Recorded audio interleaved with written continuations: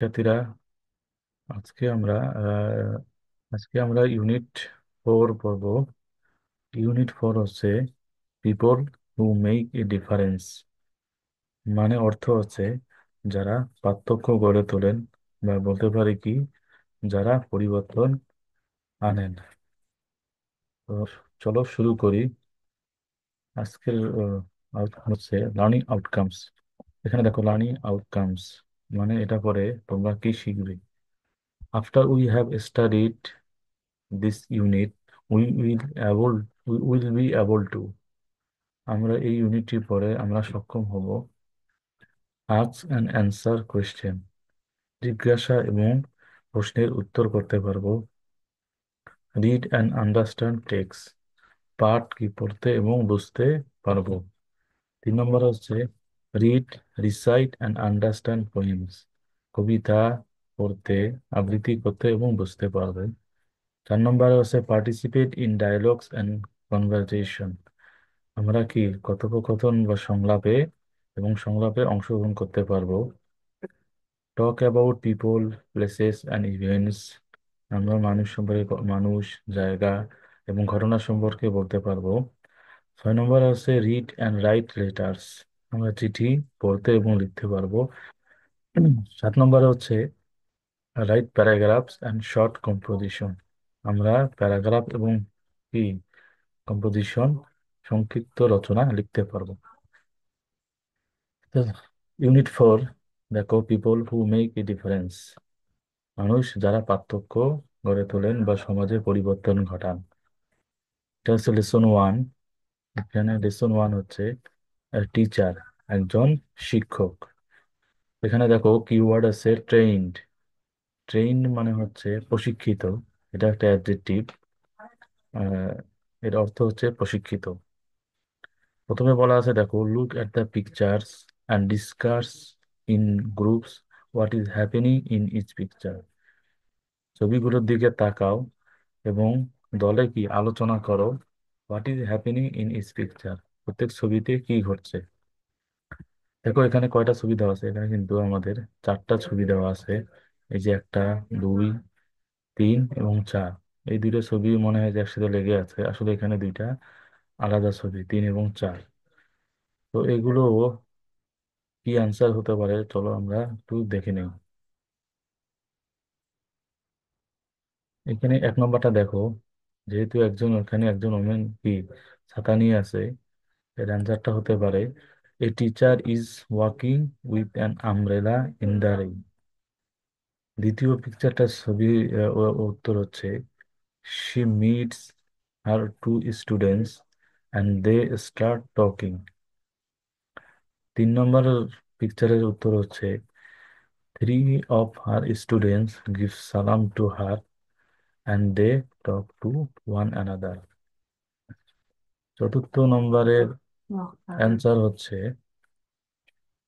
তোমরা দেখো এখানে কয়েকটা মেয়ে খেলা করছে, এর অ্যান্সার হতে পারে the girls are playing on the playground of their school. তোমাদের এই তোমাদের এই অ্যান্সার শিটটা আমি ভিডিওর লিঙ্কে দিয়ে দেব।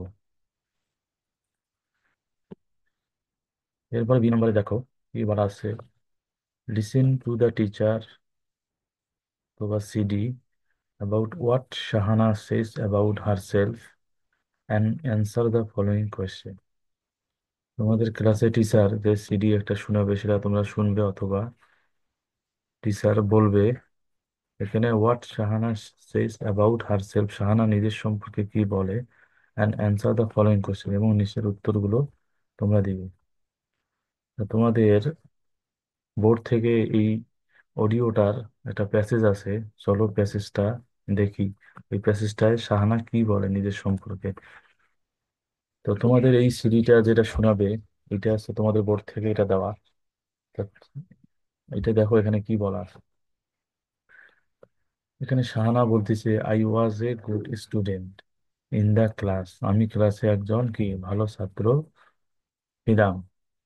I passed my SSC exam in 2000 and my SSC HSC in 2002, আমি 2000 সালে আমার কি এসএসসি পরীক্ষা, এবং 2002 সালে আমি এইচএসসি পরীক্ষা পাশ করি।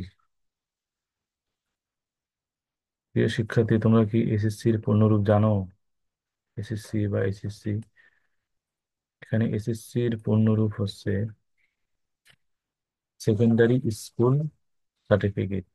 এই সেকেন্ডারি স্কুল সার্টিফিকেট। তারপরে বলা, দেখো কি আছে, in both the exams I got GPA 4.5।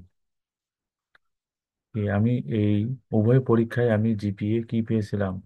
4.5 পেয়েছিলাম। এই তোমার জিপিএ এর পূর্ণরূপ মনে হয় জানো না, তোমরা দেখো জানো জিপিএ এর পূর্ণরূপ কি? Grade point average. Grade point average. তাহলে শাহানা কি তার দুইটা পরীক্ষায় কি পেয়েছিল? 4.5 পেয়েছিল। দেন while at college I got married in 2003। এরপর কলেজ পড়ার সময় এরপর কলেজ পড়ার সময় আমি 2003 সালে আমি বিবাহ করি। Marriage could not stop my study. বিবাহ আমার পড়াশোনাকে বিবাহ আমার পড়াশোনাকে থামাতে পারেনি। I did my BA in 2005 with GPA 4। I did my BA। এখানে বিএ এর পুনরূপ আছে bachelor of arts. Bachelor of arts, যেটা বাংলায় আমরা বলতে পারি স্নাতক, মানে অনার্স। তাহলে শাহানা অনার্স পাস করছে কত সালে? 2005 সালে উইথ জিপিএ 4, এবং 4 পেয়ে। Our daughter Sumi was born in 2007। এবং আমাদের মেয়ে সুমি 2007 সালে জন্মগ্রহণ করে। Our daughter Sumi was born in 2007. I was just at home for 1 year and took care of my daughter. I was just at home for 1 year। আমি 1 বছর বাড়িতে ছিলাম। And took care of my daughter, এবং আমার মেয়ের দেখাশোনা করেছি। Then I trained for 1 year to become a teacher। তারপরে আমি কি তারপরে আমি 1 বছর প্রশিক্ষণ নিয়েছিলাম কিসের জন্য? শিক্ষক হওয়ার জন্য। My husband did not like it. আমার স্বামী এটি পছন্দ করেননি। He wanted me two work in an office with a better salary. এখানে স্যালারি মানে হচ্ছে বেতন। তিনি চেয়েছিলেন কি আমি অফিসে কাজ করি যেখানে ভালো বেতন হবে। মানে শাহানার স্বামী চেয়েছিল কি শাহানা এমন অফিসে কাজ করবে যেখানে তার কি ভালো বেতন হবে। মানে তার হাজবেন্ড চায়নি যে শাহানা কি শিক্ষক হোক। ঠিক আছে, ওইটা হচ্ছে আমাদের ওই সিডি বা অডিও যেটা, সেইটা যেটা টেক্সট এইটা। তোমরা এখান থেকে তোমাদের এখানে যে মাল্টিপল কোশ্চেন গুলো আছে, তা তোমরা এখান থেকে দেওয়ার চেষ্টা করবা। তা চলো দেখে নিই অ্যান্সার গুলো কি হবে। টিক দা বেস্ট অ্যান্সার, যেটা উত্তর হবে সেটা কি কি দিবা? টিক চিহ্ন দিবা। তাই না? এখানে কি বলা আছে? Mrs Shahana the passed her SSC exam in. তাহলে মিসেস শাহানা কত সালে এসএসসি পাস করে? এখানে কত সালে দেওয়া আছে দেখো তো, 2000 সালে। তার মানে আমার এখানে অ্যান্সার হবে 2000। এখানে এ নাম্বার অ্যান্সার। তারপর 2 নম্বরে কি বলা আছে দেখো, she past her SSC exam in. এটার অ্যান্সার হবে 2002। কারণ এখানে দেখো অ্যান্ড মাই এসএসসি ইন 2002। তার মানে সে 2002 সালে এইচএসসি পাস করে। 3 নম্বরে দেখো কি বলা আছে, সে ম্যারিড। সে বিবাহ করে। তো কখন বিবাহ করে? এই তিনটার মধ্যে কোন দেখো এখানে কি বলা আছে, সে marriage marriage then while at college I got married in 2003। তার মানে 2003 সালে সে আহ, বিবাহ করে। তাই এখানে বলে কি while she was studying at college. যখন সে কলেজে পড়ে তখন সে কি বিবাহ করে। 4 নম্বরে বলা আছে she got GP 4 in her say GPA 4 পেয়েছিল কোন এক্সামে? সে কিন্তু এই যে তার অনার্স বা স্নাতক যখন পরীক্ষায় সে কিন্তু জিপিএ 4 পায়। এখানে বিএ এক্সাম, অ্যান্সার হবে সি, ব্যাচেলার অফ আর্টস। 5 নম্বরে বলা হচ্ছে she took a break of 1 year. সে 1 বছর কি করেছিল? সে 1 বছর বিরতি নিয়েছিল।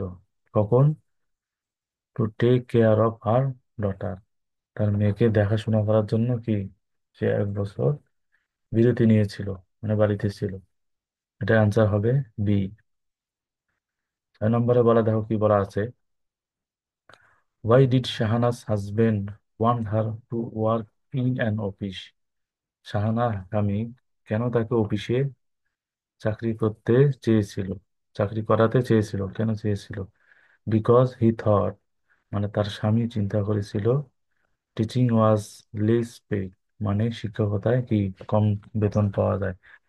তার স্বামী যেহেতু চেয়েছিল যে সে এমন অফিসে চাকরি করুক যেখানে কি সে বেশি বেতন পাবে, তো এখানে যেহেতু শিক্ষকতা পেশায় কম টাকা পাওয়া যায়, সেই জন্য তার স্বামী চেয়েছিল কি সেখানে একটা অফিসে চাকরি করুক।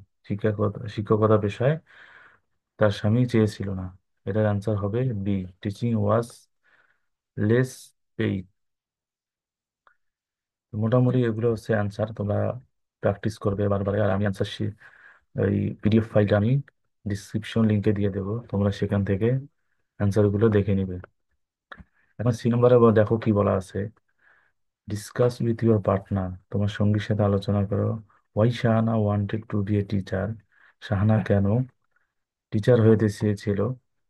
And write a short composition about it, এবং এই সম্পর্কে একটা কি ছোট রচনা লিখো। তোমাদের সুবিধার্থে আমি একটা ছোট রচনা লিখেছি, চলো দেখে নিই রচনাটা কি। এখানে দেখো, শাহানা কেন চেয়েছিল। Shahana wanted to be a teacher, Shahana একজন টিচার হতে চেয়েছিল। বিকজ, কারণ, she was a good student, সে একজন কি ভালো ছাত্র ছিল। যেহেতু সে ভালো ছাত্র ছিল, তার মধ্যে কি আত্মবিশ্বাস ছিল সে একজন ভালো টিচার হবে। And she love to help children learn, এবং কি কি সে বাচ্চাদেরকে শেখাতে পছন্দ করে। She knew that education could make life better, সে জানতো যে শিক্ষা কি জীবনকে অনেক সুন্দর করে। So she trained for 1 year to become a teacher, তাই জন্য কি সে 1 বছর শিক্ষক হওয়ার জন্য কি প্রশিক্ষণ নিয়েছিল। But her husband did not agree and wanted her to work in an office, কিন্তু তার স্বামী তার সাথে একমত ছিল না এবং তাকে অফিসে চাকরি করাতে চেয়েছিল। তো মোটামুটি তোমরা যদি এইভাবে লেখো তাতে তোমার অ্যান্সার হয়ে যাবে। তোমরা চেষ্টা করবে এভাবে লিখতে পারো, অথবা তোমরা তোমাদের নিজের ভাষায় লিখতে পারো। তোমরা যদি তোমাদের নিজের ভাষায় লেখো তাহলে তোমাদের আরো ভালো হবে, তোমাদের ইংলিশ আরো সমৃদ্ধ হবে। তো তোমরা চেষ্টা করবে এই জন্যে কি তোমরা নিজেরাই লেখার জন্য। তোমার সঙ্গীর সাথে আলোচনা করে তোমরা অ্যান্সারটা লিখবা।